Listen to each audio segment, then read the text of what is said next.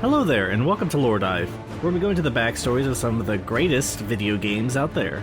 Today we are going into the Dead by Daylight chapter, Resident Evil, Project W, with its new survivors, Rebecca Chambers and Ada Wong, and its new killer, the Mastermind.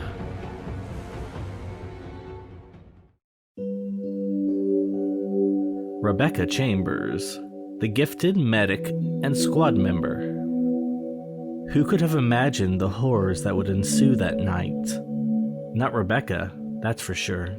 A child prodigy. Rebecca Chambers graduated from college at the young age of 18. As a rookie police officer, she was the youngest member of the Special Tactics and Rescue Service, and thanks to her knowledge, was assigned as a field medic with Bravo Team by the head of STARS, Captain Albert Wesker. Due to a series of grisly murders, the RPD dispatched STARS to the Arklay Mountains on the outskirts of Raccoon City to investigate. But unfortunately, things went awry when their helicopter was forced to make an emergency landing. Though everyone survived the crash, the team split up when they found an overturned military police vehicle in the woods and learned of a fugitive who was possibly on the run. As Rebecca investigated, she located an abandoned train filled with undead monsters and mutated animals. This train led her to an even more horrifying place, an underground Umbrella Corporation facility filled with shocking abominations. While investigating, she began to hear whispers, soft at first, but quickly they became louder and more distinct. She became desperate to find the other members of Bravo Team, as she recognized the voices as theirs. Continuing to investigate the facility, she followed their droning voices into a mysterious black fog that seemed to appear from nowhere. As Rebecca pushed through the heaving mist, she suddenly heard menacing footfalls behind her. Instinctively, she reached for her sidearm, but her holster was empty. Her weapons were gone. As she turned, she heard a guttural roar and quickly managed to evade a club-like weapon as a hulking man in a Japanese Oni mask flew past her. Clambering to her feet, she rushed towards the only thing she could see, a flickering light in the darkness. Rebecca Chambers' first perk is Better Than New. Rebecca is an expert in combat medicine, and patients who leave her care are reinvigorated.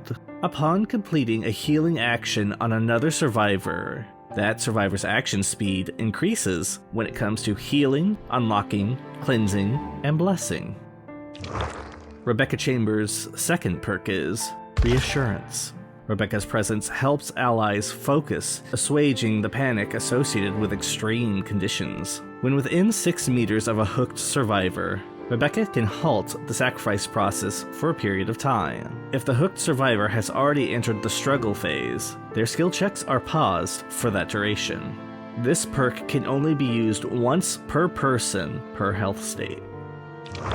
Rebecca Chambers' final perk is Hyper-Focus. Rebecca throws herself entirely into her tasks and finds ways to be more efficient than anyone else. After hitting a great skill check while repairing or healing, Hyperfocus gains 1 token up to a maximum of 6. For each token, the following stackable effects are applied.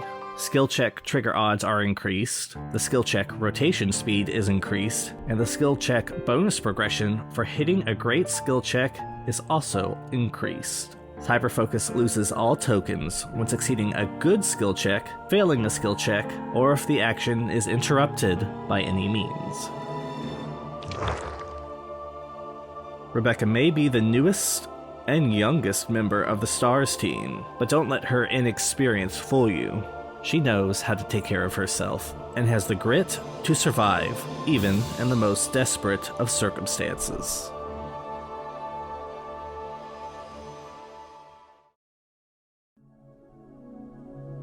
Ada Wong, the mysterious secret agent.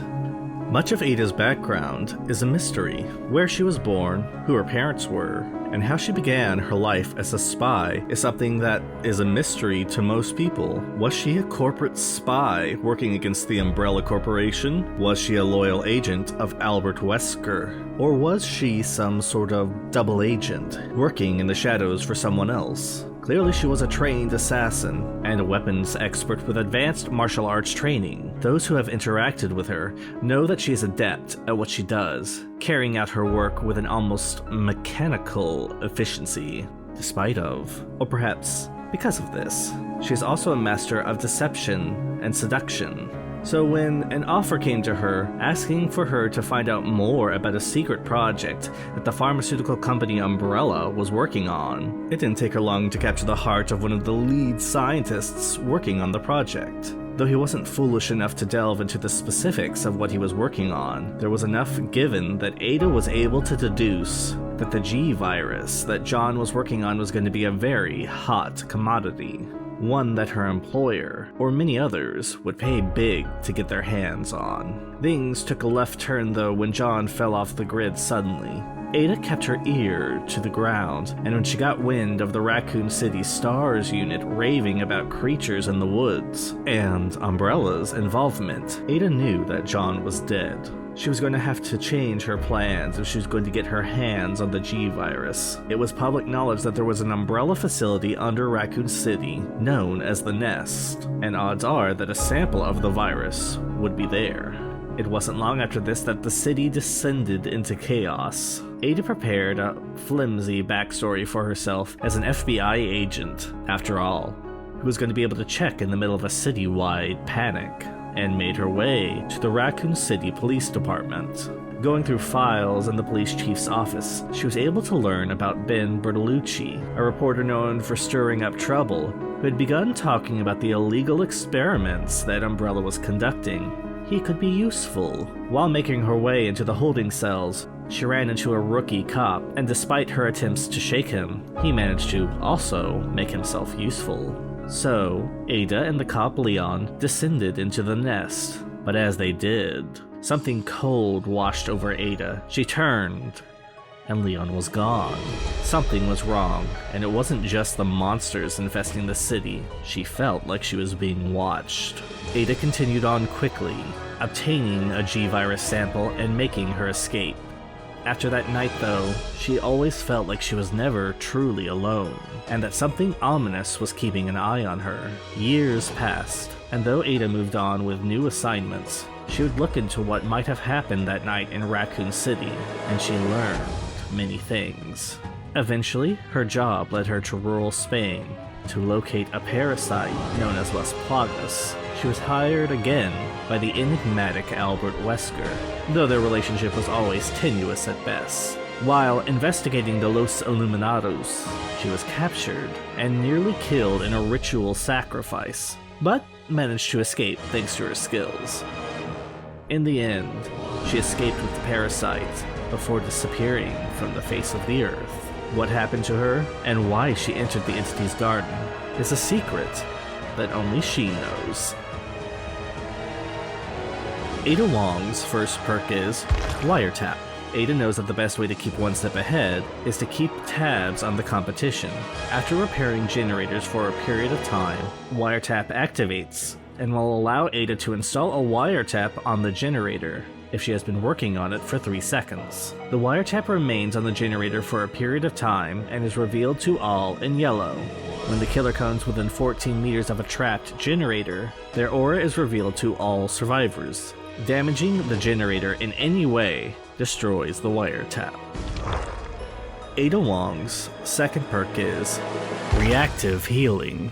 The more the situation becomes compromised, the more determined Ada becomes to complete the operation.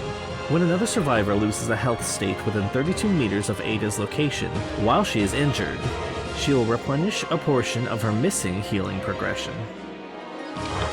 Ada Wong's final perk is Low Profile. Ada works best alone, and when it's just her and her pursuer, she knows how to disappear.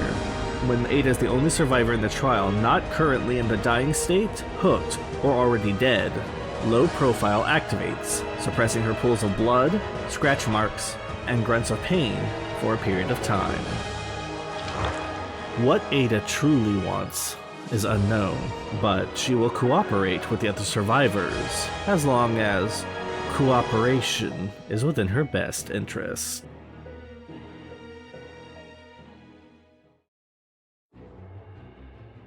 Albert Wesker, the Mastermind. Albert Wesker was born for greatness. The statement is made not due to his own ego, but as an absolute fact. He was born, or more accurately put, created, to be an exceptional human being and lead the world that his creator, the founder of the Umbrella Corporation, Oswald E. Spencer, desired. Spencer believed that he was destined to rule the world, and in his mindset, he would ensure that this world would only be populated by the best of humanity. To ensure this, he started Project W, obtaining many children from parents who had above-average intelligence. Each child was raised with utmost care and given the surname Wesker. Readied from an early age to be part of this new generation, Albert was truly seen to be special in Spencer's eyes, and was pushed to become the ruthless soldier that he was destined to be. That doesn't mean that he was emotionless, or ever felt the twinges of doubt. Far from it, in fact. He has known doubt, regret, and affection. As he grew, Umbrella kept a tab on him and the other Wesker children, with most of them eventually working for the company in one way or another. While he made great strides within Umbrella, his ambition drove him to betray the corporation.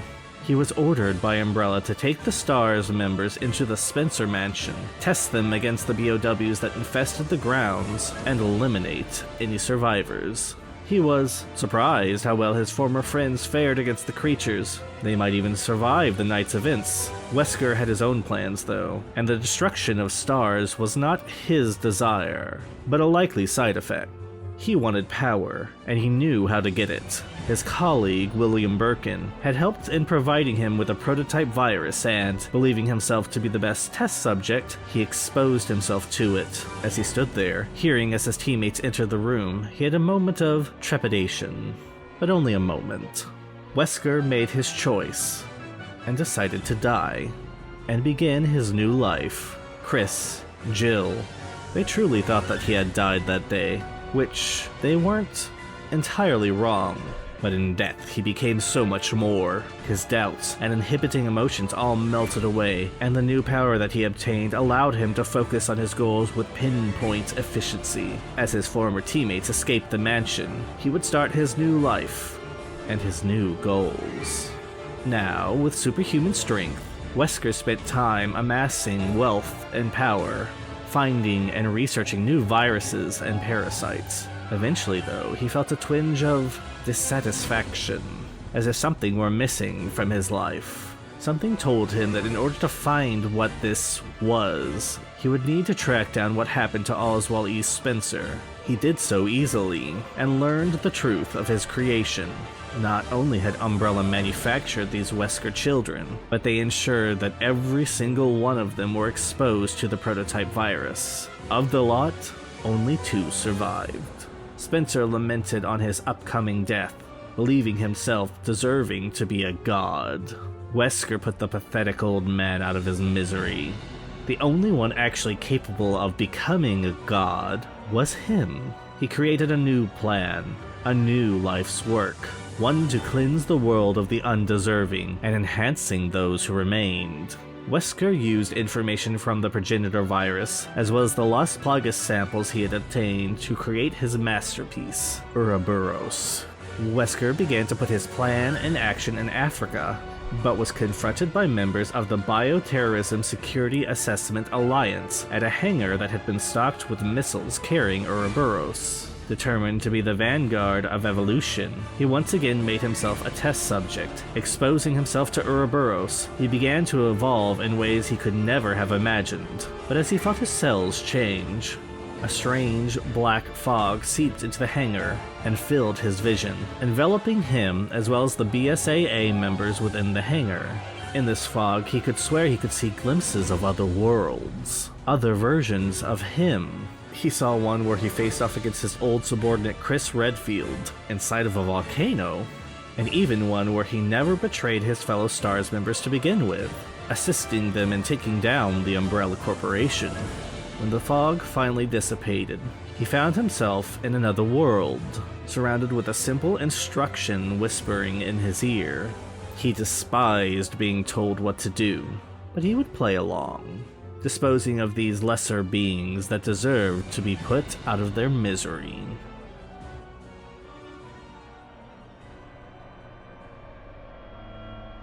The Mastermind's power is Virulent Bound. With the power of Ouroboros, the Mastermind can barrel forward, infecting survivors and leaping over obstacles. The Mastermind can bound twice within quick succession. Hitting a survivor with a bound attack inflicts them with infection. If a survivor is already infected, it will increase this infection. Crashing into something with a bound attack will slam the survivor into a nearby object or another survivor, causing damage. If they do not collide with an object, the Mastermind will throw them in front of him, which will damage the survivor if they collide with anything. Survivors recently hit with a bound attack are unable to leave through the exit gate. If a survivor is already injured when they are hit with a bound attack and slammed against an object, the Mastermind will automatically put them on his shoulder. Any survivor who is infected will build this infection over time.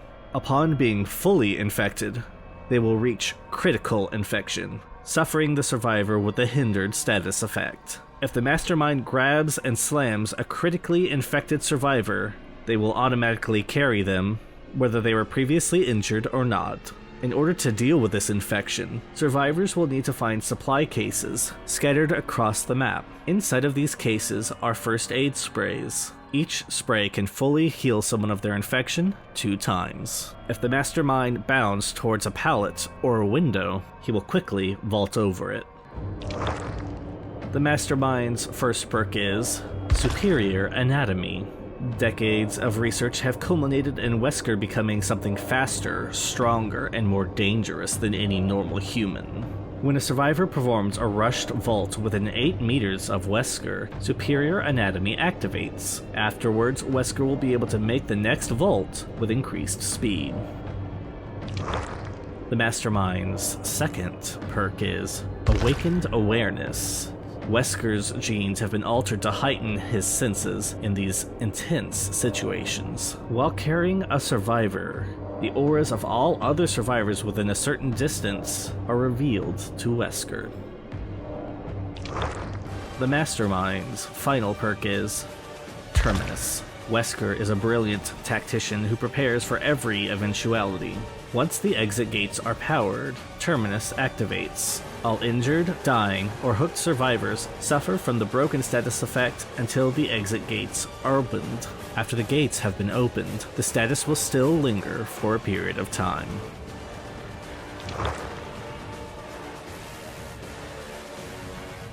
Albert Wesker now bounds back and forth, defeating any foe he comes across. If you run into him, do not look for pity or mercy, as there is only one person that Albert Wesker cares about, and that is himself. Let's finish this.